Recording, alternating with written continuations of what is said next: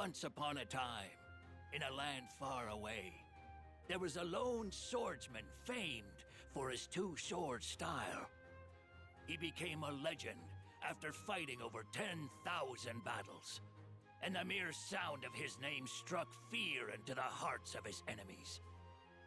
Whenever he appeared in town, ne'er-do-wells were said to scramble away like spiders fleeing the light. Prospective fighters began to seek out the swordsman, and thus he gained quite the following of disciples. Amongst them, some were so strong they could crush warships with a single strike. One could do worse when choosing students of the martial arts. So the master abandoned the battlefield for the mountains, where he could train his beloved disciples in peace. There was one disciple who quickly stood leagues above the rest. It took her only a matter of days to master the most complicated techniques. She grew at an astonishing rate into one of the most powerful fighters the master had ever seen. But more impressive than her wits or her aptitude was the strength of her conviction. Every day the top disciple begged for harder training, and the master was willing to reward her passion with the very depths of his knowledge. And that's why? Oh, skies help me. That's why when the master found out his top disciple had betrayed him, he was filled with anguish. She went rogue, forcing some of the other disciples to do her bidding.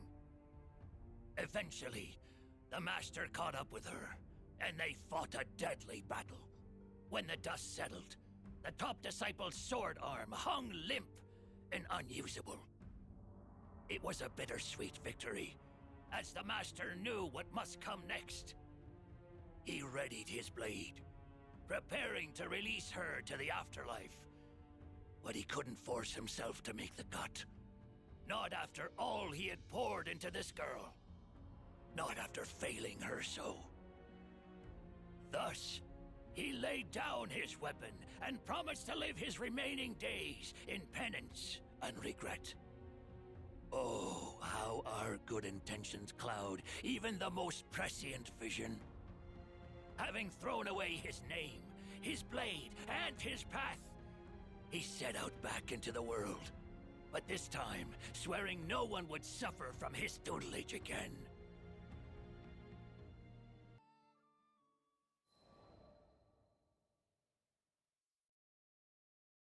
Time passed, and the swordsman found himself atop a different mountain, where he learned he had a knack for fishing. Suited him just fine.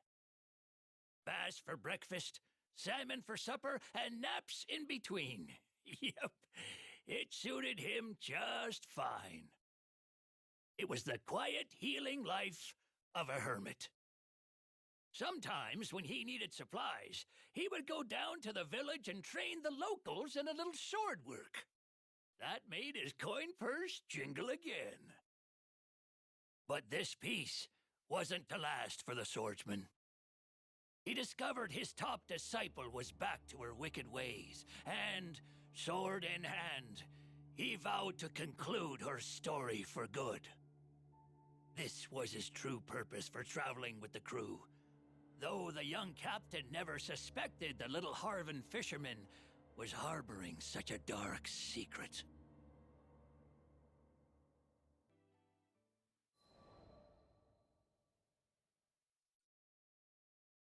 The former disciple's latest victim had been a simple man from a remote mountain area, cut down, somehow without the use of her sword. A real shame that one more innocent life lost before its time. The swordsman asked the crew to make haste to the village. When he saw the murdered man's corpse, such was the carnage that he could barely keep from averting his eyes. It was his weakness, his cowardice, that cost this poor man's life. But this time, instead of wallowing in pity, he would don his white uniform of old and atone. He called it his burial garb, and it represented his fearlessness on the battlefield. If he were dressed to meet death face to face, what more could his foes do to intimidate him? Of course, his crewmates tried to reason with him, concerned he might throw his life away to make up for the wrongdoing of another. But the Swordmaster was determined.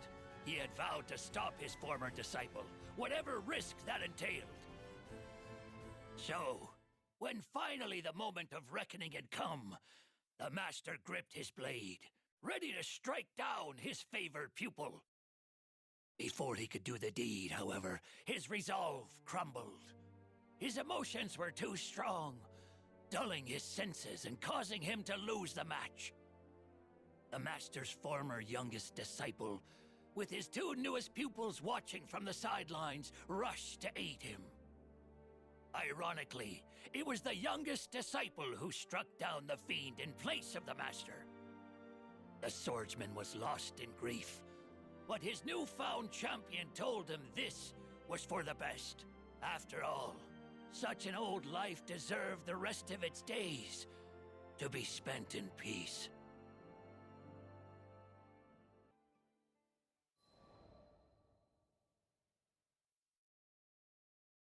After joining up with the crew, I've had some helter-skelter days, let me tell you. So when we arrived in Zega Grande, I knew I needed to get myself some fishing done. Reset the old noggin. Found a nice quiet pond and dropped my line. Bless me taters. Must have been hours passed with no bite. Finally, I decided to pull up my rod and check if the bait was still hardy. But there weren't no baits, no hook, and no fish. Only a lonely little bobber remained on the line. Right, well, what about me traps? I was halfway through the search when I realized, blast, I left them in the lodge. What a day, what a day. But it was too late in the noon to go back for them, and I had other business to attend to, like getting back to the pond and staring out at the clear water. In that moment of stillness, the fishies swam out of their hiding spots. There were big ones and little ones, and the whole school of them reminded me of my teaching days. Each of my disciples was unique in their own right. Had me some slow learners and some fast ones, some goody two-shoes and some real punks. I learned me some good lessons from those kids. My top student, Grace, never wavered in her particular sense of justice, and her commitment to her training was ironclad. What a waste. Rains, my youngest pupil, lost his way for decades after leaving my tutelage, but he ended up killing Grace in my stead. He was selfless, thinking only of his master. They say the master extracts potential from the student, but I fear I've ruined more young lives than I've helped. Makes a fisherman wonder how they all would have turned out had he just kept well enough to himself. I turned Grace into a monster. Not a day goes by I don't regret honing her skills. Unfortunately, she had the gift and the gumption to go far, and I exhausted all my knowledge on her. If only I had focused more on the why of my teachings rather than the what. Huh? I swore I felt a nibble at my rod, but when I pulled it up, there was nothing to be found. That's when I remembered I still hadn't hooked or baited the line. That was odd. I was getting antsy. Maybe it was because I forgot the traps, but I couldn't relax just sitting there anymore. I decided to pack up and head back into town. You see, the mind is like a creek. You want to keep it healthy. You gotta keep the waters from stagnating. But churn them too much, and you risk losing all your fish. I decided to head to Sierra's shack and replace some fishing gear, hopefully restoring my brain pond in the process.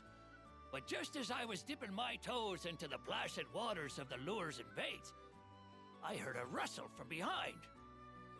And to my surprise, they were my crewmates, picking up a package. Said they were bored at the inn and asked if they could come fishing with me. Youngsters so bored they wanted to go fishing? First time for everything, huh? While I was hammering out the finer points of fly casting with the captain, Sierra Carte piped up, said she'd come across a pretty tasty rumor. Yep, apparently there's a legendary fisherman in this skydom that people have started calling the Fisher God. I'd heard rumors like this one before, and they always stank like fish guts.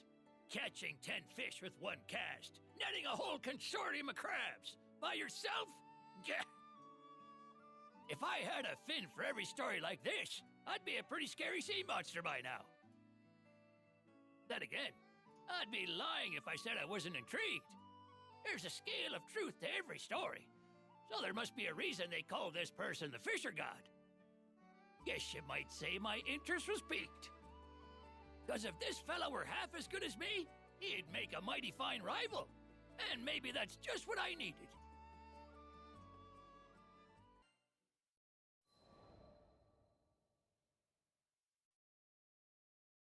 After some consideration, I decided I would test my mettle against this so-called Fisher God. The captain, Lyria, and Vern wanted to help out too. I asked around town where I might find such a rival, but he proved to be as mythical as his title suggested. Rumor had it that he appeared at ponds, peaks, and valleys.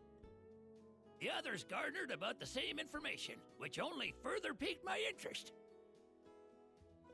No matter who we asked, we could not catch the proverbial tail of the Fisher God. All we learned was that he was skilled, able to catch 10 fish with one cast, yada yada, and any new species he caught would be named after him, meaning there were lots of little demigods swimming around now. With only tales of his escapades to feed us, and no concrete info, we grew weary. You can't sustain a healthy rivalry on rumor, after all. We needed to change our approach and re-examine the facts. All of the stories were about places he visited, meaning he'd never been spotted in town. With that in mind, we enlisted Sierra Carte to speed up the investigation. Sure enough, after a few days' time, she gave us a map dotted like it had the chickenpox. There were stamps on ponds and lakes, glaciers and volcanoes, and even a poisonous swamp. All of them locations where he'd been spotted. So the old fart got around, did he? Good to know he had an adventurous streak. After staring at the map for a while, I realized there was one place conspicuously without a stamp.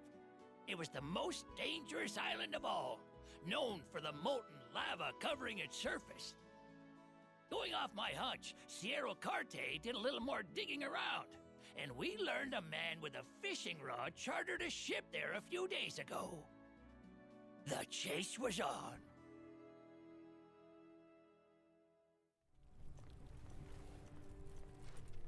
Keep up if y'all can.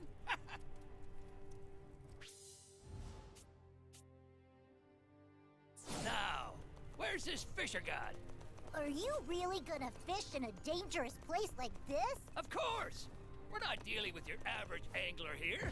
This is a Fisher God we're after. Now, he should have left some flies or tracks or something. By the power Keep your eyes peeled for him. Okay, so we better be I'm having careful trouble. while we search. Whoa, I see somebody. Maybe it's the Fisher God. Very well could be. Give him a hello and see what's up.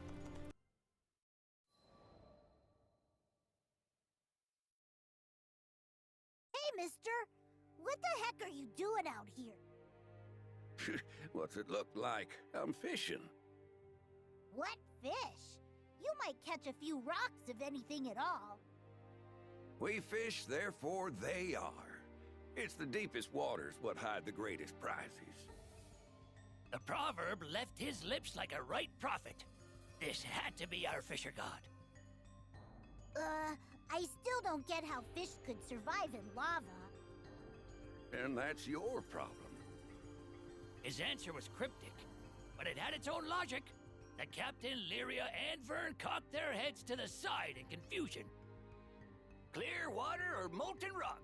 Cast the rod and catch the fish. Truer words were never spoken, friend.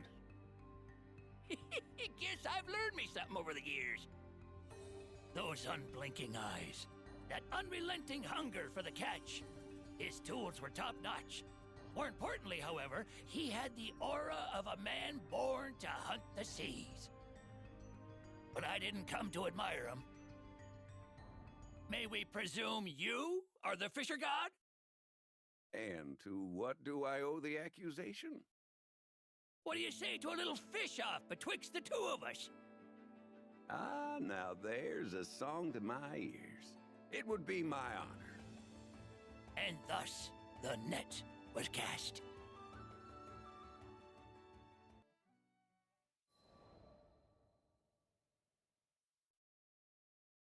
We fish, therefore they are.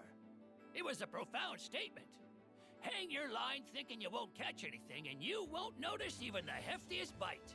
Determination was the most essential tool in the old tackle box. But then again, we were sat up next to a lava lake, and I would need more than simple chutzpah to pull a fish out of there. Luckily, I had me secret weapons. Someone came prepared. Beautiful, ain't they? I strung a special hook, carved from a flame worm's tooth, to a special line, spun from its mane. Been looking forward to the day I could bust out these bad boys. Whoa! You're really going to do this? The captain, Vern, and Lyria were stunned as I cast my rod into the lava. Just what the heck are you old-timers expecting to catch? Vern's voice was filled with confusion, but wasn't a moment longer when we made a believer out of him. Oh, a bite! Me too! The fisher god and I started pulling up catch after catch. It seemed like we both brought determination to spare. But the fish living inside the lava weren't no slouches neither. They were covered in armor-like scales, and when we pulled them ashore, their flopping sent liquid death flying in every direction. Was kind of funny. So there we were, equally matched, neither side willing to back down. As our piles of molten fish gradually turned to hills, the captain, Lyria, and Vern were dumbstruck. Soon enough, our swordbacks told us it was time for a gentleman's break, and we decided to tally our scores. We counted each fish as we threw them back into the lava. Their physiology meant they couldn't be cooked. Don't want no sulfur in my sushi anyway. But they sprang back alive as soon as they were returned to their familiar warmth. Should've known you'd be a shark on the rod. Just trying to keep up. It was a rare thing to meet your match. The smiles on our faces were proof of that. Vern flew up to us. Do all old dudes fish like that? If you went for broke, I wonder who would come out on top. The fisher god and I locked eyes. We could feel the sparks flying. Sounds like the gauntlet's been thrown. Agreed. We've had enough of a warm-up. Then you won't mind if we up the ante, huh? He told us about a few local legendary fish that had eluded capture for years. Reminded me of the noble bonito from good old Fanta Grande. We agreed the winner would be the first to trap one of them fabled guppies. The prospect sent lightning through me body. The old spark was coming back.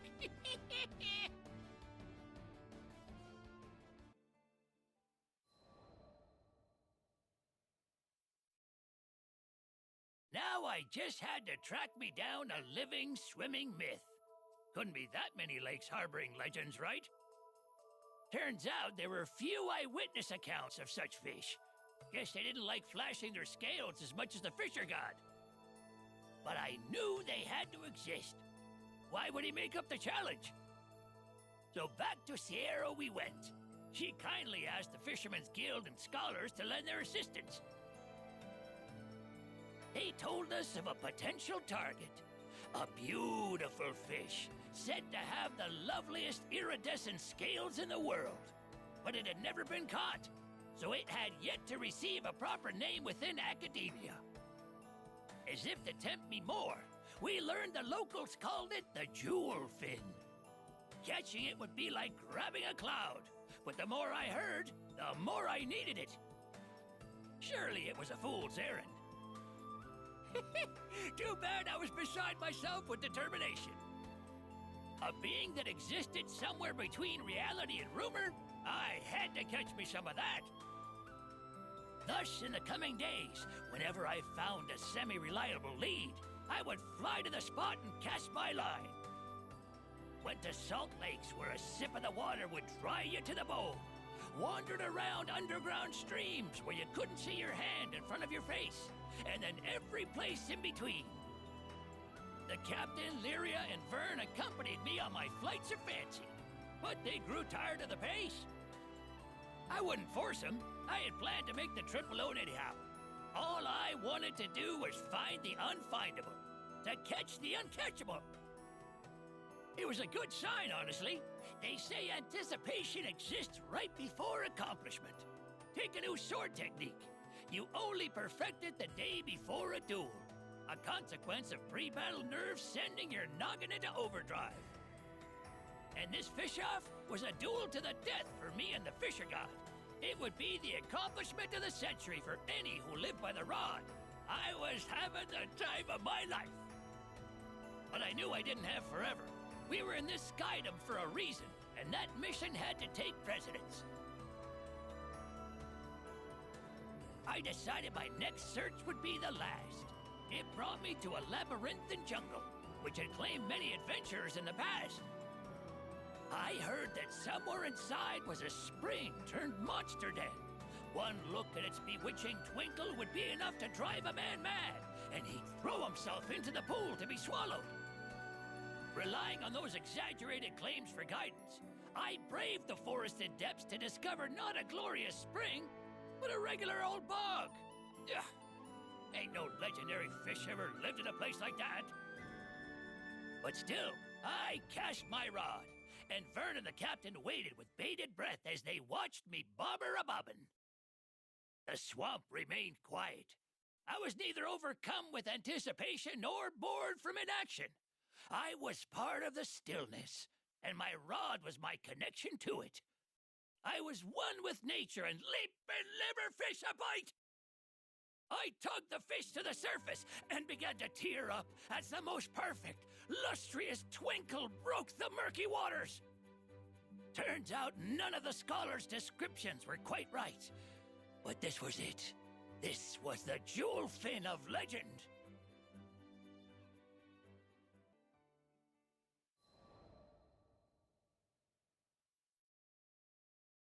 How's this for a catch? I proudly displayed the jewel fin before the Fisher God.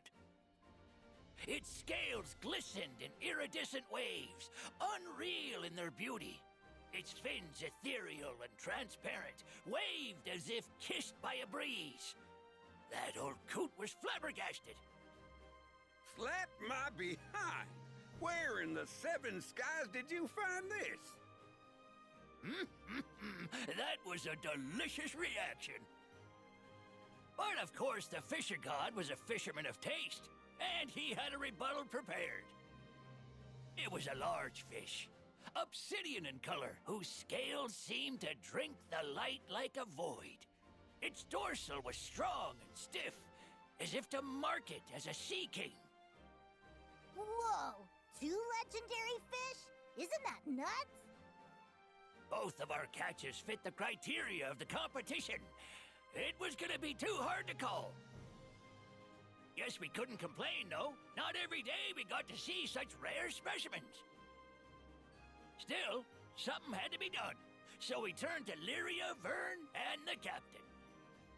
I think both are amazing. I've never seen such pretty fish. Can't we just say you're both incredible and be done with it? Guess 2 legendary fish don't make a champion. Especially when we were both set on wearing the crown. Nope, it didn't sit right with me. Our rivalry pushed the craft of fishing forward, hadn't it? There was fire in our guts, and we deserved to name a proper victor.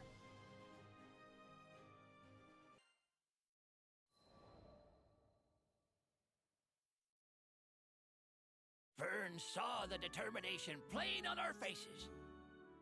You guys aren't gonna let this go, are you? Game's back on, then. Lyria pondered for a moment and made a suggestion. How about whoever fishes up the most happiness? That could be interesting. A genius suggestion. This island was under Avia's control, terrifying the population. It would be a saintly move to give them cheer with a side of full bellies. It was settled. We would go with Lyria's suggestion. He who could bring the most happiness to the island would take it. After a nod to one another, the fisher god and I set out to do some real fishing.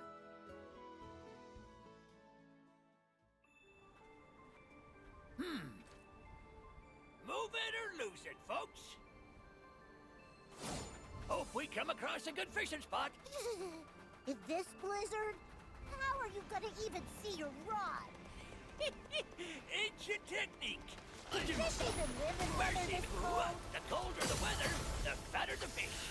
Make some good barbecue. Oh, that's neat. I learn something cool every day. Ooh, that spot looks swell.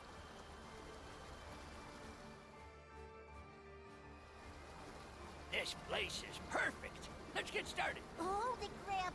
Looks like the monsters caught our scent. Curse their timing. Well, clean them up right quick.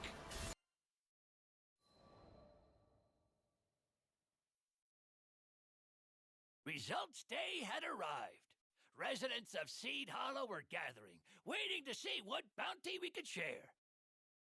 Feast your eyes. I have caught the elusive brave scale. The fisher god took to the podium. The largest fish in this skydom strung up behind him. The crowd was wowed by the sheer scale of the thing, and I was no exception. Should have known he'd come out with rod blazing. But I, on the other fin, took a different approach. Behold! All these humble shellmen who make their home in these very rivers. I sure wasn't gonna win through size, but maybe superior numbers would do the trick. Next, the fisher god and I began to fillet our catches, sharing sushi, soup, and ceviche of all sorts with the crowd. The Brave Beam is delicious. And how do you beat that impact? The shellman is just as good. It's so fresh and it's been served at the optimal temperature. Absolutely perfect. Everywhere we looked, there were people enjoying our efforts. Even the crew were getting their fill while they could. But since it was a competition, next up was evaluations. Members of the crowd were to vote on whose catch made them feel better, both in flavor and in general happiness. One after the other, the votes piled up for the fisher god.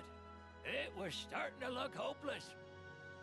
But there was a special reason I chose to serve the shellman. I wasn't panicking just yet.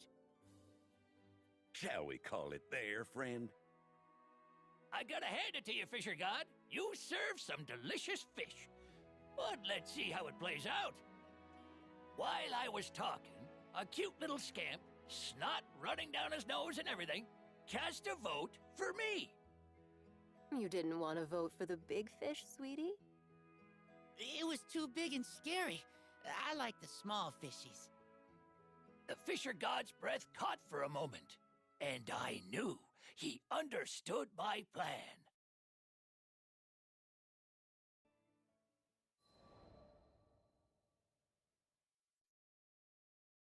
The fisher god bowed his head and admitted I was the winner. But before I could humbly accept his withdrawal, Vern voiced honest confusion. Looking at the votes, you're the clear winner, aren't you? Not at all. Without this master of the rod opposite me, these results wouldn't have been possible. He spoke from the heart, moved me a bit, to hear that he understood me through and through. It's ordinary fish, ones we consume daily, that bring us health and happiness. Delicacies shine because they're a rare treat, but well-being is built on something more than rarity. Hearing that youngster speak, I understood what Yodarha was trying to tell me. The fact I couldn't surmise for myself is proof of my hubris. He continued. I guess what I'm trying to say is, A child's smile will do more for a village's well-being than all the legendary fish in the sea. That's what I should have been aiming for. A smirk sat on his lips as he turned to me. Congratulations, Yodarha. Even had I won this competition, I concede in our fish-off. You are the rightful victor. I've learned much from our duel. I thank you from the depths of my heart. Never in my days had I met a more worthy gentleman. And you, good sir, helped this old minnow rediscover his love of the sport. After the voting had concluded, the townsfolk were still savoring our dishes. Both Brave Bream and Shalman were a hit. The satisfied smiles of the people were evidence of this. But as all good things must come to an end, so too did the feast. Despite the mountain of fish we started with, not a single fillet was left. I turned to the fisher god, a gleam in my eye. And though he just admitted defeat, his eye held the same twinkle. You want a race to see who can get this place spick and span quicker? We were no longer rivals. We were brothers of the rod. And this little competition would tide us over till our next real match.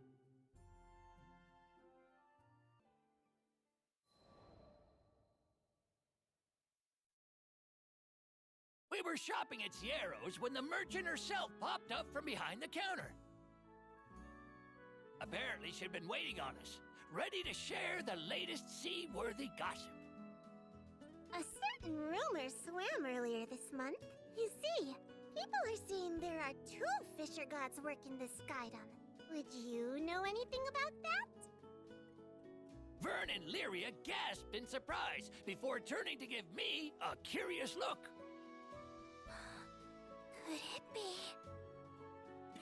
You know, I never meant to keep making a name for myself, but old habits die hard, don't they? Sounds like quite the handsome fella. Can't wait to meet him.